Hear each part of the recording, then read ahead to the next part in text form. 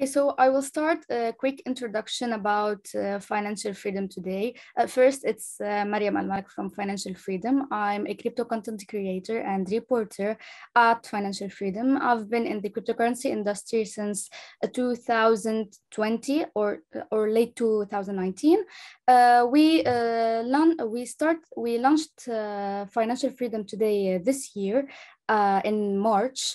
And we are mainly, and the main purpose behind this company is to target young generation, to educate them and motivate them about everything happening in the new financial world, such as cryptocurrency, DeFi, blockchain technology, NFTs, metaverse. So if you don't mind, I can start with a question, or if you would like to do a quick introduction about yourself. What do you prefer? Yeah, sure.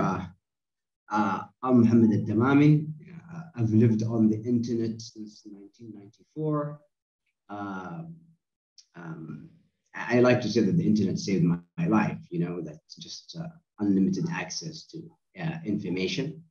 I am also the co-founder and chief commercial officer at Mamun Financial Technologies, and we provide a middleware platform that essentially makes other startups have banking capabilities for them to build any financial use case within a closed loop ecosystem or any ecosystem that has several participants. So I will start with my questions. What was the main purpose behind creating the Mamun platform? Well, it really started more of an idea. I mean, having been an entrepreneur, and I've been involved in a lot of businesses, right? I mean, I was involved in the mining industry. I even started the car wash chain, so I'm really good at wiping down a car. We built that business from 1 branch to 10 branches, and then we exited. We sold the business. And at the time, me and my partner, my brother, we wanted to really focus on building. We wanted to do something in tech, and we saw inspiration and we saw the future would be in financial technologies. And this was back in would have been 2014 at the time. So we used to work as subcontractors in the telecom industry, and we used to do micro loans for airtime and data for prepaid customers, right? And then we realized that these kind of microtransactions are also applicable in a lot of other ecosystems that are non-telecom or non-telecom ecosystems, right? And we see this today in Uber and all these other large platforms that simply have a lot of users. And this kind of got us started in thinking, and that's kind of like how we got into the space as a technology provider, because we believe that there is a perception that banking technology or the technologies that banks have is extremely hard to ascertain, right? With the internet and technologies today, that isn't the case. And at Mamun, we believe that everybody is a fintech. They just don't know it yet. So I've seen that you focused in Mamun platform on the embedded finance. What is its importance exactly? So you see, traditionally, I would go to the shop to a shopping mall. I wanna buy a large flat screen. Then they wanna finance it. Potentially, I'll have to go and visit a bank or a financing company. But what's happening today, all the value is happening elsewhere, right? It's all happening in these applications or e-commerce stores. We don't think people should leave where the value is and where the business is actually happening and exit these ecosystems and then, go after banks or finance companies. Instead, that should happen from within that context in which you're experiencing where that value is actually getting created, whether you're buying, selling, renting, and so on and so forth, right? And today we all live in these apps. We quite literally live in our phones. So banks should be in our phones. No different from a banking app, or nothing says like why can't my Uber app or my Talabat app act as a contextual bank that delivers financing products or financial products to me as and when I need it contextually, when I'm experiencing or when I'm making a purchase or any other activity in these apps. So embedded finance is really bringing the bank to where you are, where you're active. So we can say that the embedded finance is merging between the financial institutions such as banks and non-financial institutions such as businesses. Yeah, and that's what's kind of like happening today, right? An app or an ecosystem that was not traditionally a financial services company can now be a financial services company, right? So these capabilities now are getting sort of embedded into these experiences. So in your opinion, do you think that the decentralized finance will overtake the role of traditional financing systems? That's a very good question. I don't think it will. I think the space is still nascent, right? I don't think it will completely replace it, right? But it is already a kind of another dimension of how we could approach finance, right? And when you really think about decentralized finance, we kind of saw that trend in the last decade. I mean, when you look at crowdfunding, for example, it's a type of decentralized finance, right? It's just that the technology and the scale in which decentralized finance is emerging today is much larger and applicable in a lot of different ways and different contexts, correct? So I don't think it's going to replace traditional finance, but I think they will both coexist, and they might even overlap or interlace in many intersections. So if we take this payment example and go to the metaverse, we've seen that there's many metaverses in the metaverse ecosystem. So we have the sandbox, we have Decentraland. So do you think that there's a gap in the metaverse in terms of a clear payment system?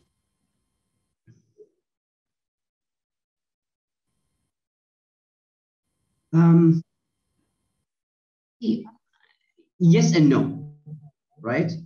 Because you have a scenario wherein a lot of these metaverse environments, their ecosystems that are built on whichever blockchain already come with a kind of like their own sort of tokenomics, right?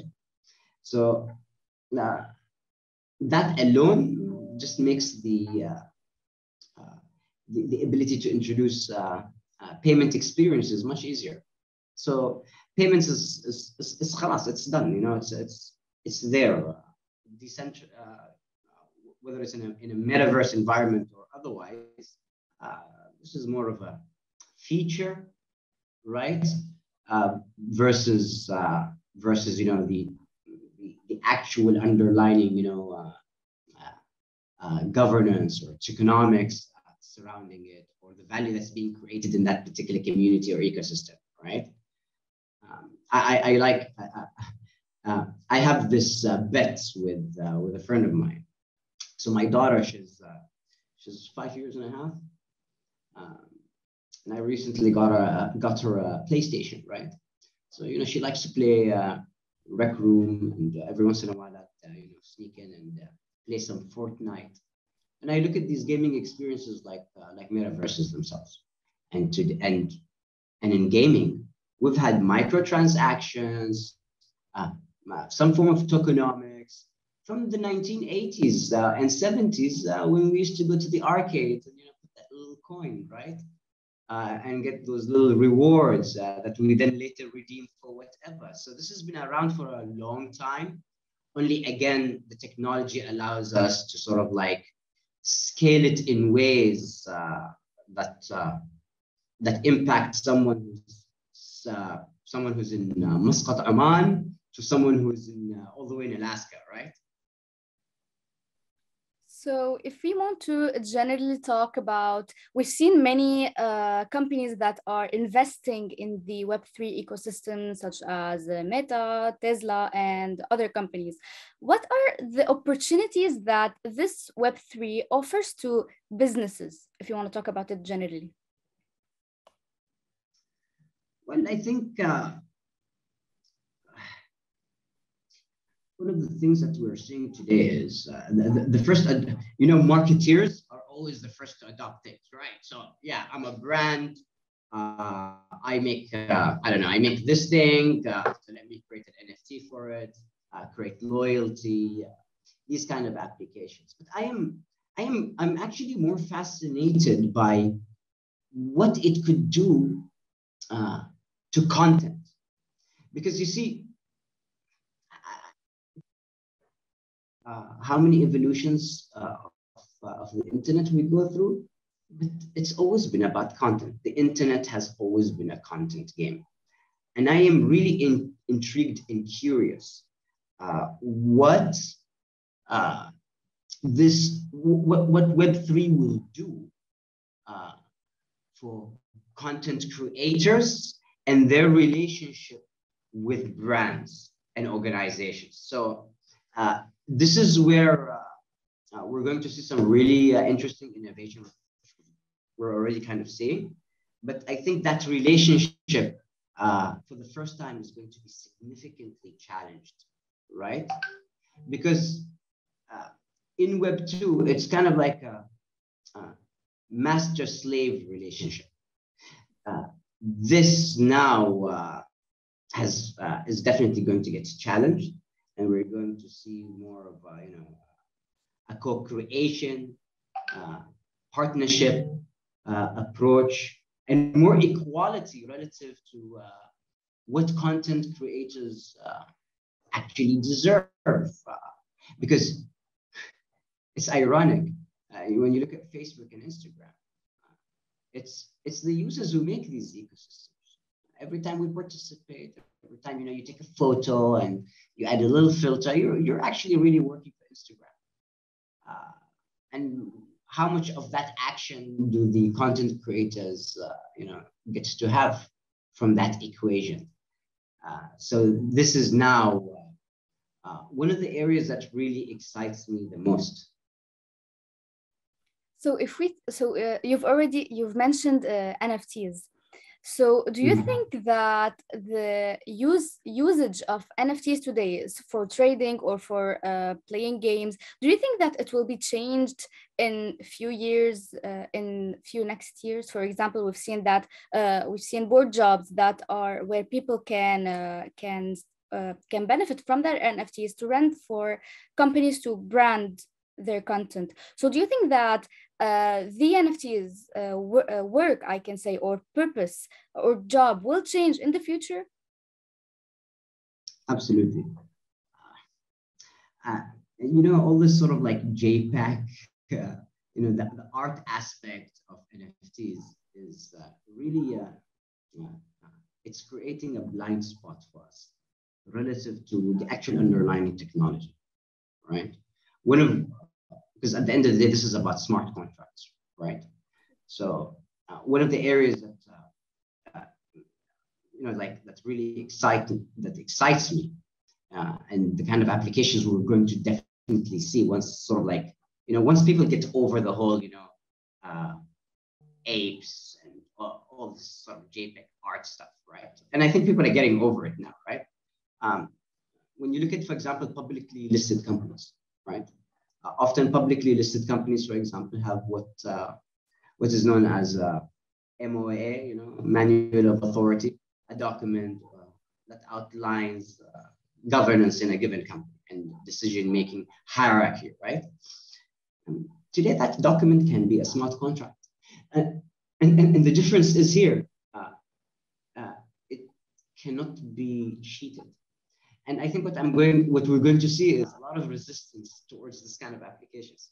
Because as much as we love tech, right, and we love governance, we humans also like the convenience of being able to sometimes cut corners or overriding a system, right?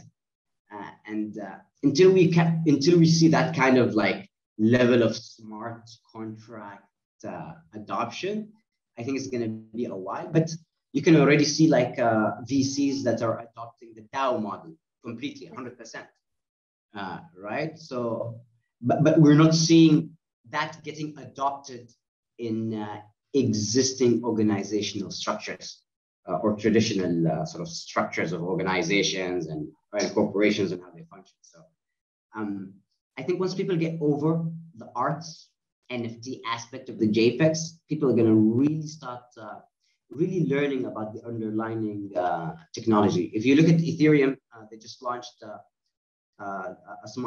new format of a smart contract that allows you to run subscriptions, yes, and run rentals, right? So that's very interesting. I mean, poof, out the window now, khalas.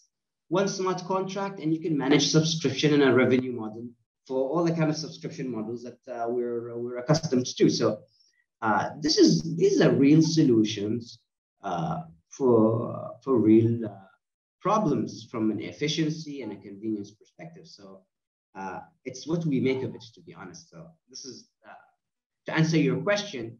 Yes, in the next 2-3 years, I think we're all going to wake up to the fact that yes, there is more to this than just pretty pictures. So if we take the concept of decentralization, can we say that, is it better, in your opinion, do you think that we will come to days when where governments will adopt cryptocurrency? Eventually, that's what's happening. Do you think that we will come to days where cryptocurrencies will be regulated at some point or in some aspects? I think surprisingly, we kind of got there very fast, right? I remember a year ago, like governments were like, what the heck is this? What is this voodoo, right? Today, every other day you see in your newsfeed on LinkedIn or somewhere, some government launching a new policy. Okay, we're adopting, we're going with this and so on. But there is still issues that need to be addressed. And I understand when governments, states, regulators are hesitant. I, in fact, appreciate it because at the end of the day, we gotta, the crypto heads are very, like, yeah, this is our new utopia, change the world. Hey, relax, guys. We also have to protect consumers. And that has never been your job. That's been the job of regulators. So if the regulator is slow, if the regulator is cautious, it's not because they're, because they're lazy, they're trying to protect the consumer. So I think there is a lot of nuances that need to be addressed. So we're not fully there relative to using the technology that makes cryptocurrency happen as a new method of payment, as a kind of like monetary tender, right? So, but you get there. Yes. So can we say that cryptocurrencies might someday replace fiat currency, or no, they will coexist? I think fiat will evolve and converge with the technology. And we will have a whole other thing, right? So it's, we're treating like cryptocurrency and fiat like they're two different things. When you look at human civilization throughout the millennium, one of the best ideas humans came up with was that that gave birth to numerous civilizations was the concept of bartering and trade. And we've seen over the centuries all kinds of currencies, from shells to flowers to, I don't know, so much stuff, right? And then one day we also decided that, you know what, gold, it's shiny, it's pretty, and it's hard to find. So no real industrial applications, you know. I, for the love of God, until today, I don't understand why we didn't opt for iron as an example, right? But you know, humans have this ability of, you know, creating concepts to help us live, right? So this is just another evolution of the same. There's nothing different here, only, you know, better tech, that's it. So if we want to talk about something related to play to earn gaming that is evolving now, do you think that play to earn gaming will have a good future, will be giving us new job opportunities? What do you think about it? Or do you think it's just a phase and it's just going to fade away? Yeah, I mean, this whole and nowadays I'm seeing play to earn, earn to educate, all of this. I mean, at the end of the day, these are just really fancy words to incentivize the usage of something, right? And it just so happens that you can also just create your own coin and then just, you know, hand it over to people as an incentive. This is just a fad, right? And it's not sustainable. It's just, I think people are just exploring all these different business models, and in some instances it does has uses like any other incentive model out there. But there is just too much unnecessary emphasis on the concept, and that's just my opinion. Yes. Right? Because I don't think if everything just became like that, I feel like a hamster in a wheel. It's weird, you know, like, no, I don't want the world to be all about, you know, play to earn, do this to what, you know what, I just want to play sometimes, and that's it, right? Yes. And don't put me into some hoops to create an idea in my mind that I need to get this coin, and then I need to figure out what the heck I'm going to do with this coin, right? No, I don't want to do that. I just want to play and switch off the console and go to sleep. Okay, so I'm done with my questions for today. If you want to add anything, if you would like to ask about anything, feel free. Yeah, I mean, I was a bit more curious about what you guys are doing, and I think relative to financial freedom, I think one of the things that I really appreciate about this entire Web3 thing is I'm seeing a lot of young people who are extremely savvy financially, because there is no barrier of entry to start investing in this space. And I think this is where traditional finance really failed, right? If you wanted to invest in the stock market or any, you know, you had to go to a broker, you had to, right? There's a couple of steps to that, I think, with cryptocurrencies and tokens. Sorry? You just have to log in. You just have to log in, and yeah, so I really appreciate what this has done to a lot of young folk today. You know, I think on average today we have more participants, really young people, participating in the economics of Web3 as investors and as participants, compared to, say, you know, local stock markets or other investment vehicles.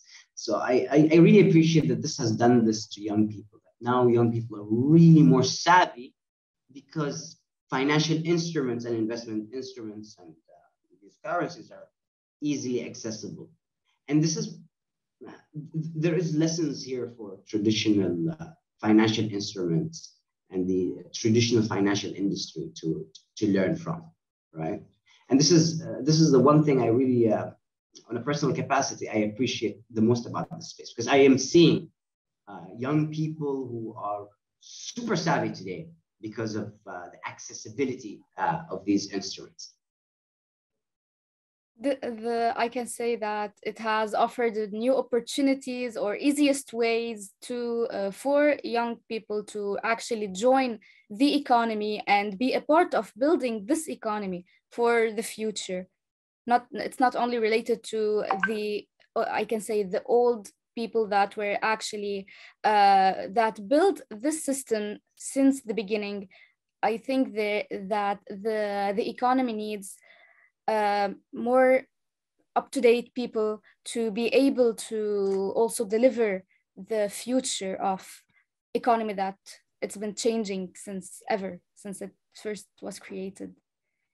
Yeah, and there is instances where you are pushed, right?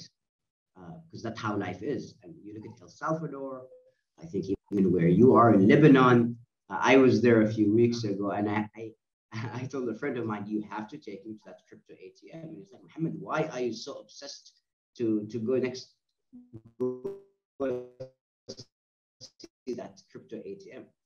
I told him, when you guys have these beautiful historical monuments that go thousands of years, these Bitcoin ATMs are a significant moment in history. And I'd like to see one, right? And take a selfie next to it. So I did that. And when you look at, for example, Lebanon today, traditional finance significantly failed. What is one to do? So happened that, this was already, crypto and blockchain and all of that was kind of happening. And it's kind of wonderful. So this is evolution. It's extremely exciting. I've never been this excited about the internet. I mean, the last time I was this excited about something that's happening on the internet or in technology was probably in the 90s when I got my first computer, and when I was just learning how to create websites using Dreamweaver. If you're old enough to remember what that was, right? So it's an exciting time. Yes. Yes, so it was very lovely meeting you, Muhammad, and looking forward to seeing more of your work in the future. I'm done for today. Thank you. Thank you for having me, Mariam. It's a real pleasure, and good luck, guys, with your initiative. It's commendable to create this kind of awareness. It's useful. Thank you for your time. Thank you so much. Have a nice day.